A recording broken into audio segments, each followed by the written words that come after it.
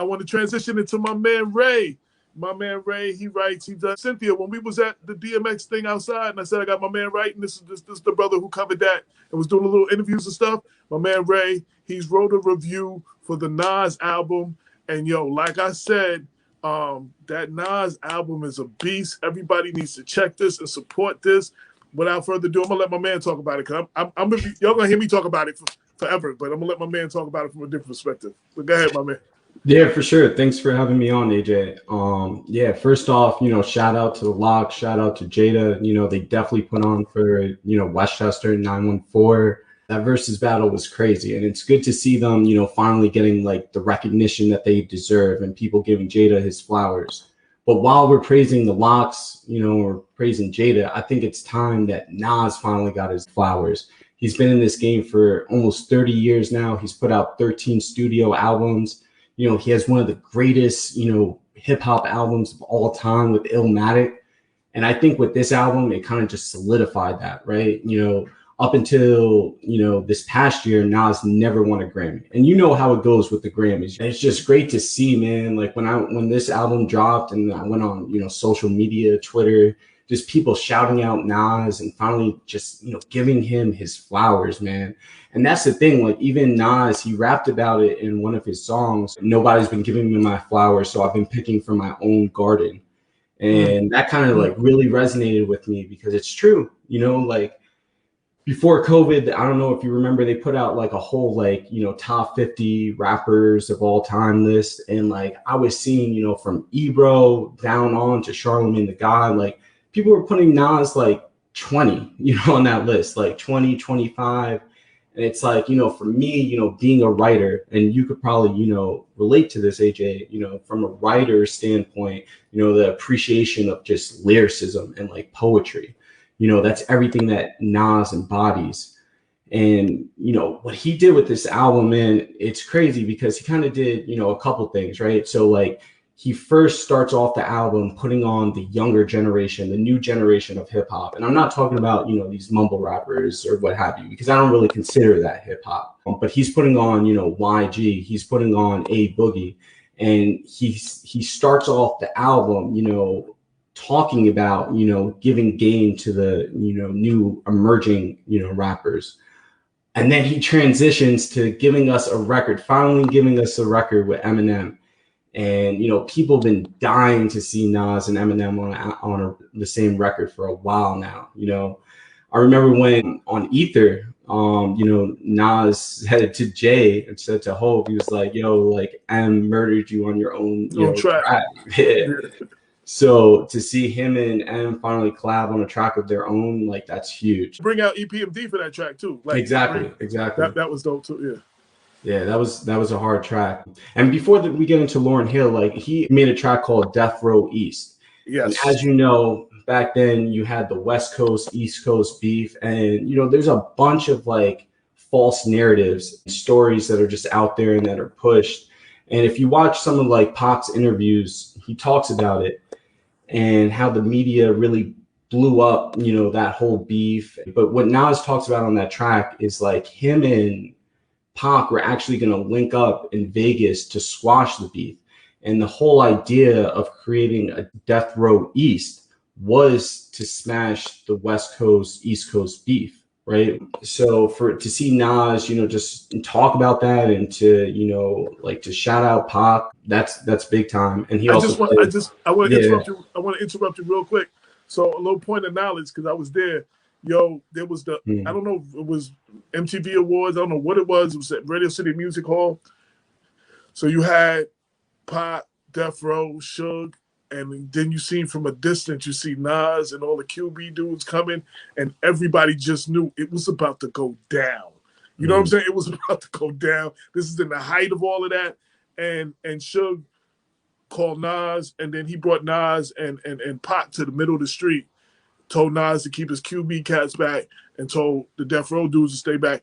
And they actually, before the Vegas thing, they actually had that conversation there. You know what I'm saying? Where they agreed to, have further conversations. But it was like, yo, everybody just knew that night it was going to go down. And that happened. And then, like you said, then they went to Vegas. And when he went to Vegas, you know, Pac was in the hospital. When he went to shoot the video, the one with off the movie Casino, you know, the Nas video, that's what he was shooting that video in Vegas. So yeah, but go ahead. I just had to throw that out because I was there that night. It was crazy. Damn, that's crazy. Yeah, I mean, see, I'm 29, right? So I guess, like, how is it for you? You know, you grew up on Nas. So how is it for you? You know what I mean? So I want you, if you haven't heard it, I want you to pull up Main Source Live at the Barbecue. That was the introduction to Nas. That was the introduction to Akinelli. Yo, it was crazy. So that joint, like, listen to that. That's before Illmatic. That's before all of that. Go listen, pull that track. I gotta check that out. Yeah, for sure. Live from the Barbecue, Main Source. That's the joint that really put Nas out there. And then Nas came out with Illmatic after that. And it was just like, yo, who's this? You know, because he was younger than who us. was this? Yeah, you know, exactly. Who's this kid? When he was just coming on a whole other level. Like, he was just, you know. Even Jayz said, even Hope said, he was like, you know, when Illmatic dropped, he was like, that they were all done for. Like, Hope admits that. There's errors in time. Like, when Rakim came out, he changed the game and the word cadence, and he changed. Nas coming out was another one of those elements in time where he just changed the game. You know, now what held Nas back a little bit, like for the cats, you know, hip hop was New York. For the cats that wasn't in New York, you had to almost be from New York to kind of understand some of Nas' rhymes. It was about the projects and the subways. Exactly. And, you know what I'm saying? His man in Rikers and, you know, writing a letter to him. Like, some of those things, if you was outside of New York, you couldn't really all the way relate to. You like the lyrics, though. You know what I'm saying? So that's kind of what held him back a little bit from the, you know, the superstar thing. But, yo, from the gate, Nas was a beast, yo. Peace to Nas, yo. Yeah. And he talks about that on this track. He's literally saying, like, I'm rapping the same way now that I used to rap back then on the block, you know, and that's what I really respect about Nas. Like, you talk about longevity, right? Like, that's how, like, when people put together these, like, all-time rapper lists, the number one thing I personally look for longevity. Are you consistently putting out, you know, good music over the years to the same level that you were when you first came into the game? And you can't say that a lot about every single rapper. Like, for me personally, I look at Eminem. Eminem kind of fell off after Encore. See Kanye after My Beautiful Dark Fantasy. The thing about Nas is consistently putting out classics. Like, you know what I mean? Like, he's consistently, from a longevity standpoint, putting out music that is, like, solid music. And it was great to see, you know, the Grammys finally recognize him for that last year. I think with this, I would be shocked if he doesn't get a Grammy for it. But I do want to just touch on real quick, you know, Lauryn Hill, because that feature, man, nobody. Like, oh my God. Nobody. That was fire. That was super fire. And for him and Lauryn Hill, for people who are watching the show that don't know, him and Lauryn Hill first linked up back in 1996 for, you know, super timeless classic called If I Ruled the World. Yes. And for me personally, that's my favorite rap song of all time. Like, for me, that song is timeless. So the thing about Lauryn Hill, after she had her MTV Unplugged performance in like 2001, she kind of, like, you know, took a break from music. And you see her here and there, either people using, you know, past music that she's put out, you know, sampling her voice and stuff like that, or she'll sing a hook on a track. What Nas did, though, however, he was able to get Lauryn Hill to rap on a track. And I was going back into the catalogs and I was looking at, you know, all the features that she's done. And she's done a few hooks since 2001, but I couldn't find her, you know, laying bars on a track, you know, since 2001. So that was huge. And, you know, Twitter exploded, you know, on Thursday night. She has like one super quotable line, like, my awareness is like Keanu Reeves in The Matrix. I'm saving souls and y'all are complaining about my lateness. Yes. It was hard because I actually went to go see Lauryn Hill at the Apollo in 2018 and she was 3 hours late. But she put on a crazy performance, and at the end of the day, like, you know, she's one of the greats. And she reminds you of that on this track. And she reminds you of that, yeah, exactly. And I gotta say, so I went to see. I was waiting for Lauryn Hill one night. I didn't even see her. She didn't show up. I gotta go to sleep. I mean, if it took her that long to get there, she probably just woke up right before I had to go. I mean, you dynamic and everything, but come on, for the love of God, man, I gotta go. I have a curfew on my eyeballs, but she's great. But I just want to add on something. I just want to let y'all know that right now, Groupon has tickets to see Nas at the MGM Grand on October 23rd in Connecticut. 75. Gotta grab those. That's pretty good. Steal right there. That's a steal for sure. Try to tell the people right now. I see Dr. Bob looking for the tickets right now. Dr. Bob be pretending that he's looking at the screen. Otherwise, I can't afford them. I'm gonna be honest. I'm gonna keep it 100. Just want to know. And Nas is on my list for see poets are nothing to mess with. Yeah. Nas is a poet.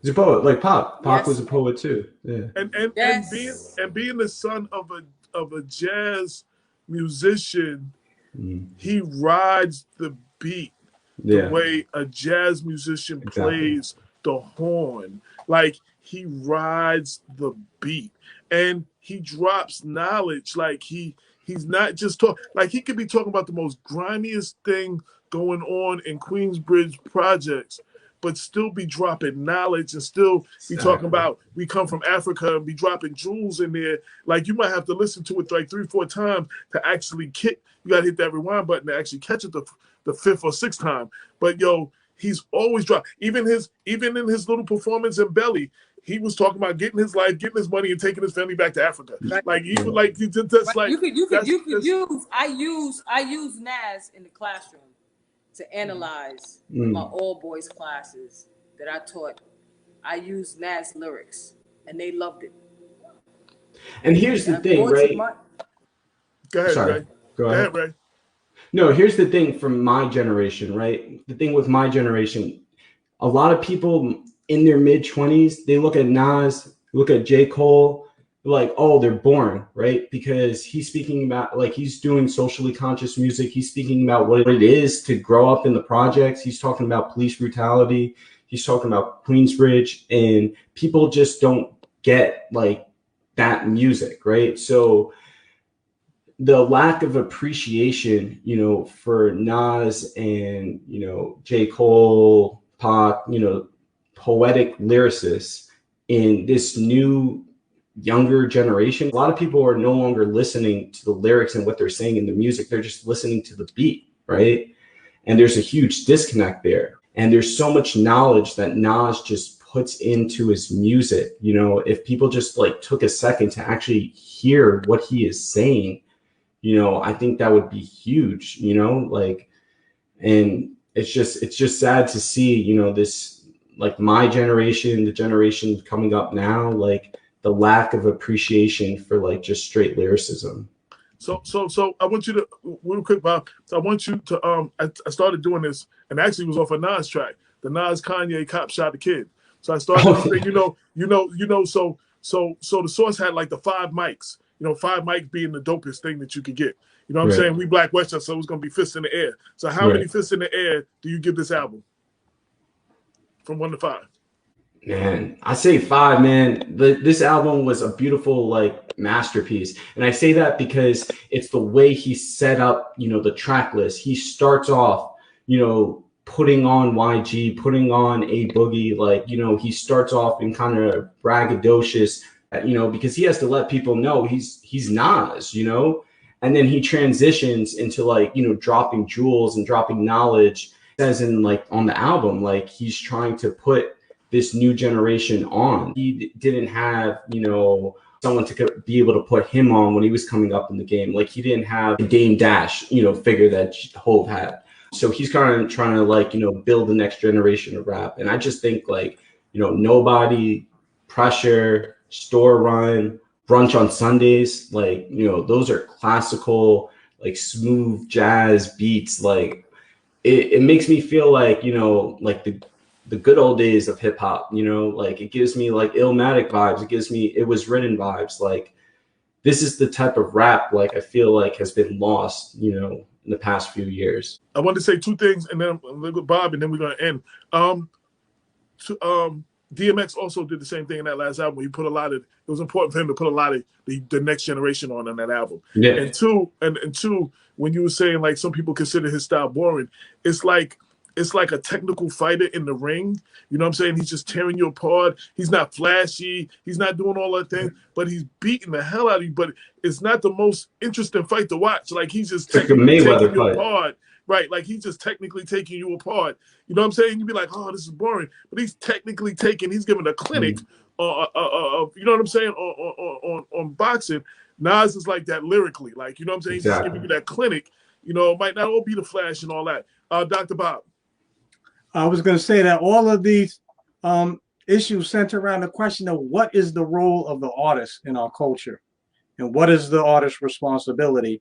And I think one way that the music has been transformed that we've all alluded to is the previous generation of hip hop MCs recognized that it was important to speak to the lived reality of people, but also their lyrics offered a transcendent vision beyond the present. And I think that's really what is missing today, that our artists are not really fulfilling the role of what comes beyond the often gritty, grimy existence that we're living in right now. And in that sense, and partly because of the over commercialization of the music, where people's primary concern, cardinal concern, seems to be getting money. Me and AJ had to talk about this, and for me, it was signaled in Nas's music, and he spoke to it in Black Girl Lost. And there's an opening exchange where there's a girl, and she says, I'm reading it from here, and she's like deriding the tradition of conscious music that Nas represented as a kind of street sage. And she says, people are talking all that back to Africa shit, all that God body shit. And really, that's a difference, that earlier generation of MCs was never far removed from a kind of oppositional culture that called us to greatness. And I think, and greatness not only defined in terms of how much money we personally make, but how we can use our skills and our artistry to transform the communities in which we live so that we don't have to flee them. So that I want to say two things about that. One, when you look back at the Grandmaster Flash and Melly Mel's and all of those, they lived in the grittiest parts of town, but they made party records to escape the reality of the hood that they lived in. Now you got people that live in suburbs trying to live out their gangster fantasies, and they don't know what they're talking about. That's like funny, because that's not what it was about. And you're so right. But the other thing I think you missed, Bob, while we had the Public Enemies, the KRSs, the socially conscious, the 5%ers, we had a variety. We still had our gangster rap, our Coogee rap, and all of those, our Schoolie D's, all of those. We had our fun stuff, you know, the Biz and all of that other stuff. You know, we had our fun stuff. You could do the kick step with Kid and Play. You know what I'm saying? Like, there was so many things that we had a variety of. Now it's like we're all hard, or we're all trying to get the bag, or we're all trying to do, like, there's no variety no more. So we always had some of that, the raps about money and all that stuff. We always had that.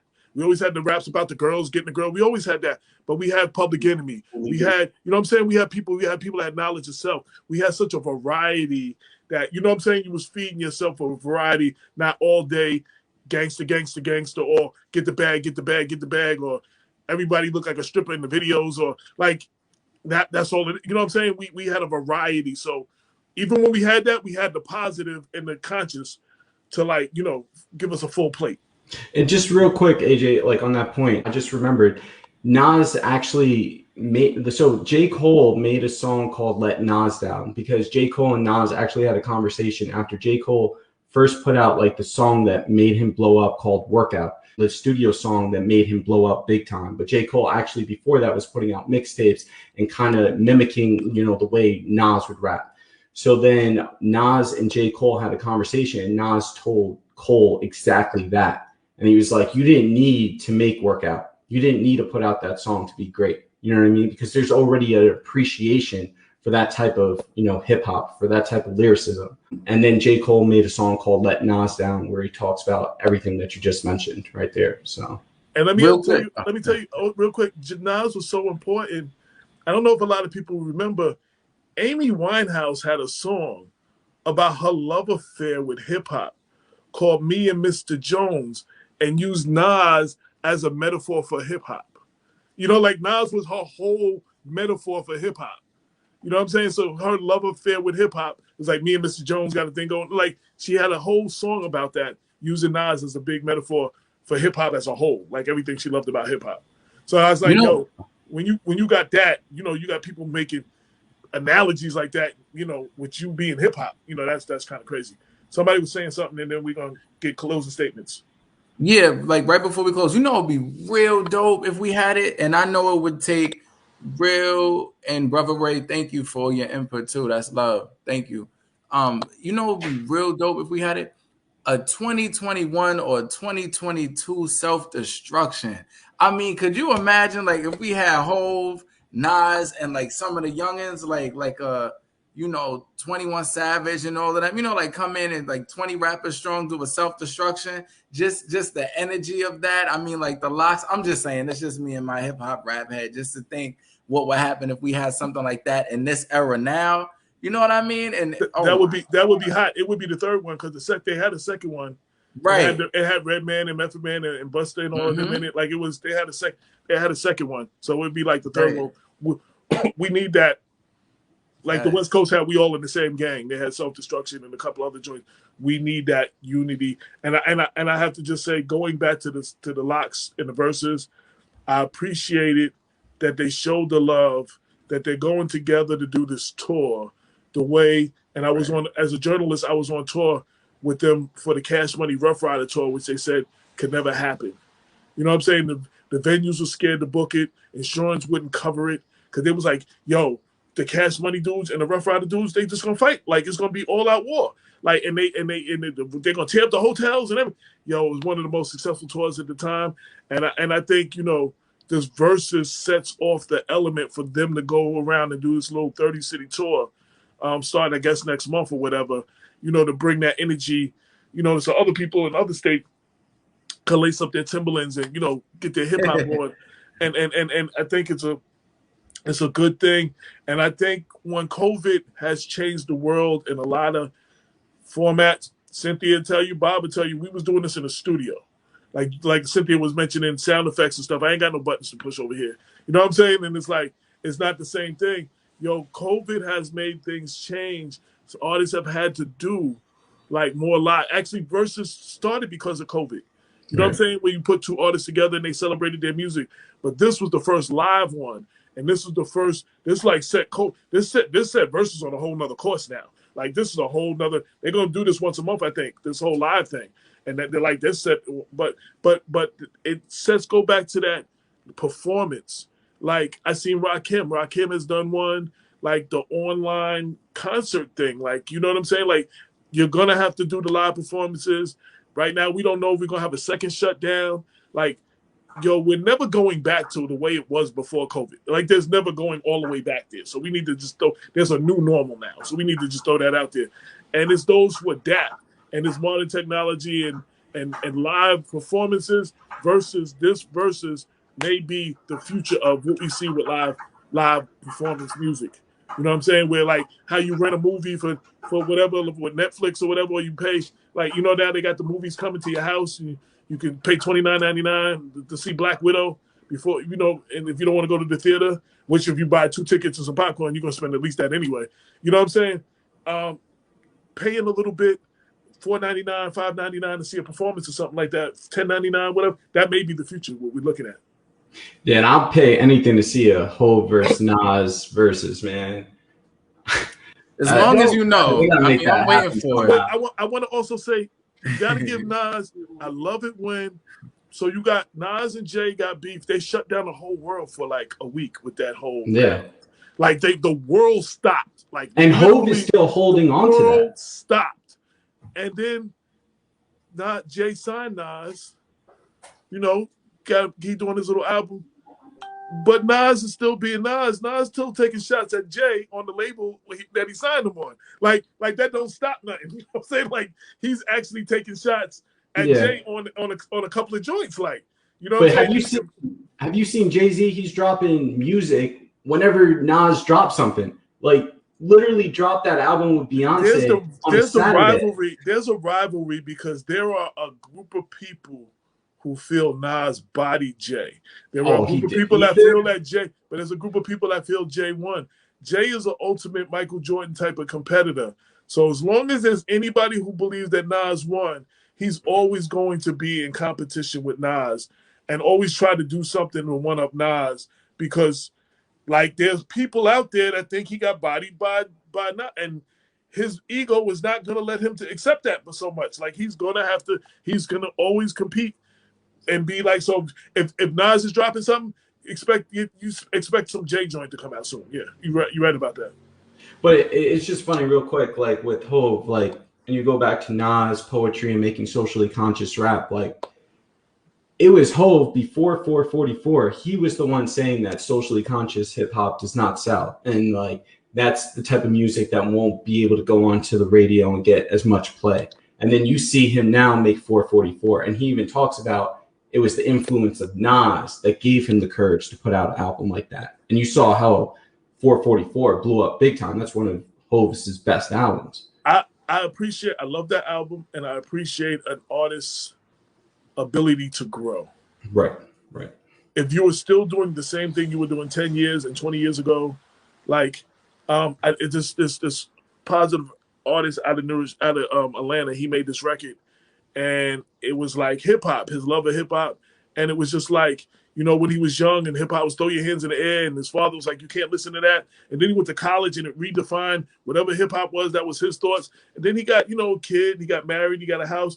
And he was like, yo, man, I'm gonna need you to grow up. Like he's talking to hip hop. Like, I'm gonna need you to grow up with me. Like, yo, that still throw your guns in the air thing ain't working right now. Like, you know, we got lives and stuff. I'm gonna need you to grow up. So I respect an artist's ability to grow, and I think that's important for longevity.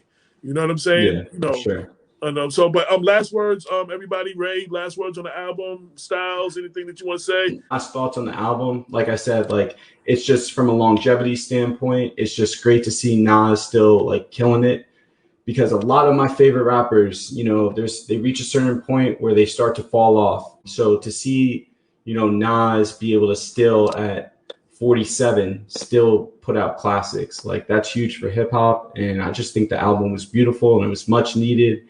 And I hope Lauryn Hill, you know, makes a few more appearances because let me tell you, that Lauryn Hill joint was the type of thing to let you know, don't call it a comeback. I've been here for years. And for all you female out there who thought I fall off, yeah, I still do this. And that was like, I think that was a message to that was a message to the industry. Like, yo, dude, I still do this. I expect that we're gonna hear more from her.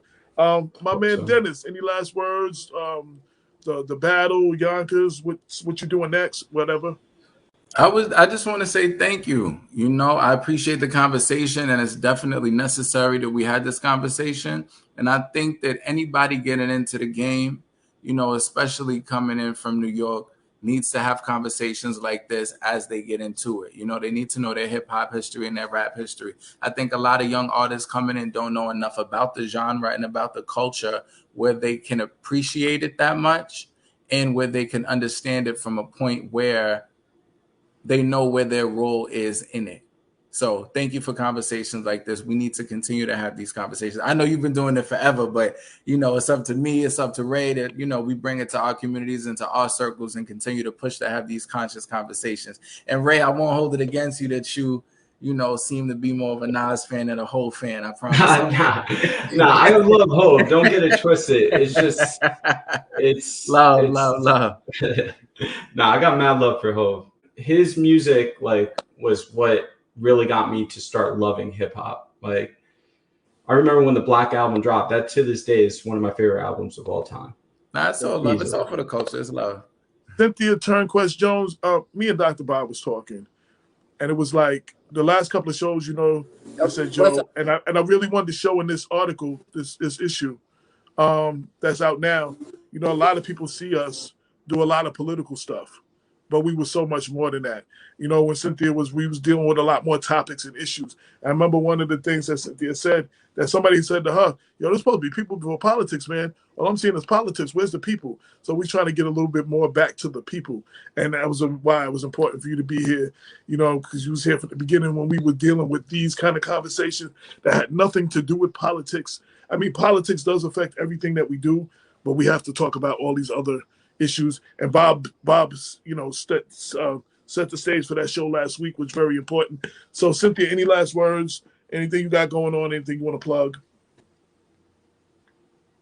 I just want to say, you know, thank you for having me on today. Shout out to all the listeners. Shout out to all everyone that's on here today. What I decided to do is I started writing books, and I started writing books for children. And I remember AJ and I driving home one day, and I said, let me read you a couple of pages. And then he looked at me and he was like, bars. So 2 of my books. Wait, let me stop you. She was driving. She gave me the book and said, read it now. She made me read it out loud. She was, and I was like, but it was worth the read though. But she was like, she made me read that right then and there though. So I just wanted to tell the real part of what happened in that story. Go ahead. So what's interesting is when I'm reading the books out loud to the children, and they're like, this is poetry, right? But I don't see it as poetry. I see it as, you know, I see it as rap. I see it as like me being the MC and everything. So yeah, so out of that and that love for that, I've made sure that I continue doing that with the writing skills. And just, you know, like I say all the time, make sure that your child is reading for at least 20 minutes a day. 20 minutes is not enough. You should be, especially during the summer when they're not in school, they should be at least reading 30 minutes in the morning and 30 minutes in the evening. And if they need some books to buy, Cynthia Turnquist Jones wrote 3. And so now I'm working on the 4th one right now. Have a great one. And as always, my man with the plan, my man that holds me down. I can't say it enough, yo. I met this brother a while back when we were doing, working on Richard Thomas' campaign, actually. That's how we met. And it's just like, actually the best thing Richard Thomas ever did for Mount Vernon was me and Bob met in that campaign. Like, that's the best thing that came out of that whole campaign. I ain't gonna lie, yo. But this has been my brother, and he's held me down ever since. And he rocks out with me, and I support everything he does. I know you got a couple of things coming up soon. I wanted to give you an opportunity to talk about that at the end of the show.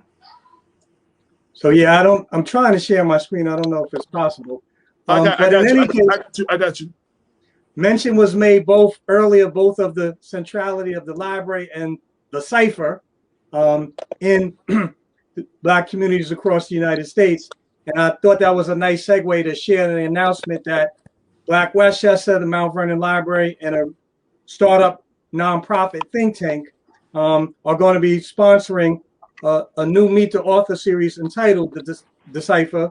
And the first presentation is going to take place on Thursday, August 26th at 6 p.m. in the Fiction Room. It's going to feature Jeffrey B. Perry, who's the author of the definitive biography of the 2-volume definitive biography of a intellectual organizer who's Hubert H. Harrison, who's known as the father of Black radicalism, the Black Socrates of Harlem.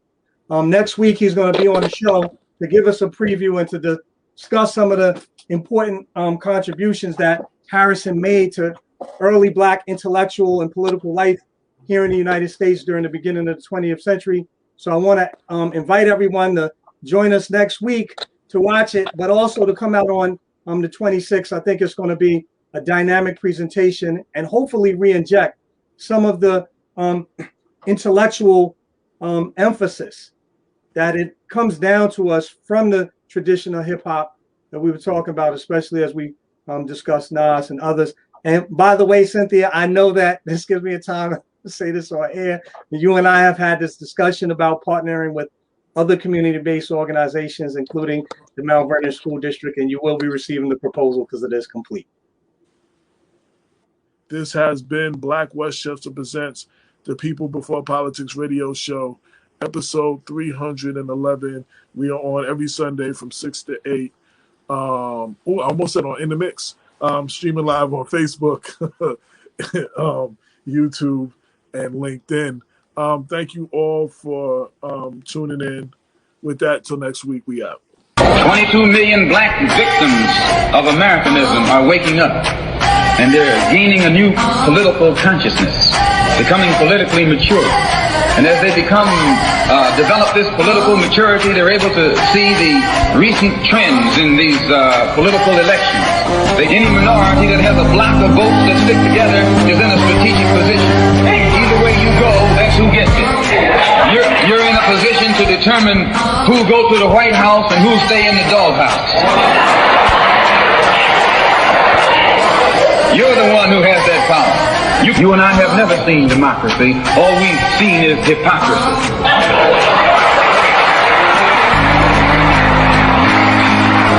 When we open our eyes today and look around America, we see America not through the eyes of someone who has enjoyed the fruits of Americanism.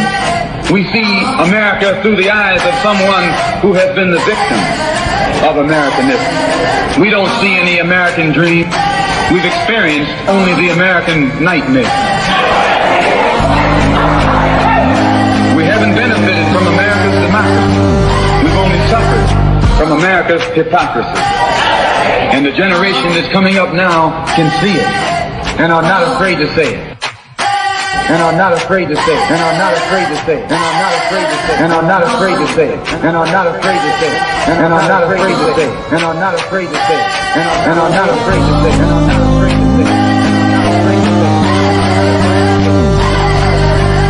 And are not afraid to say it.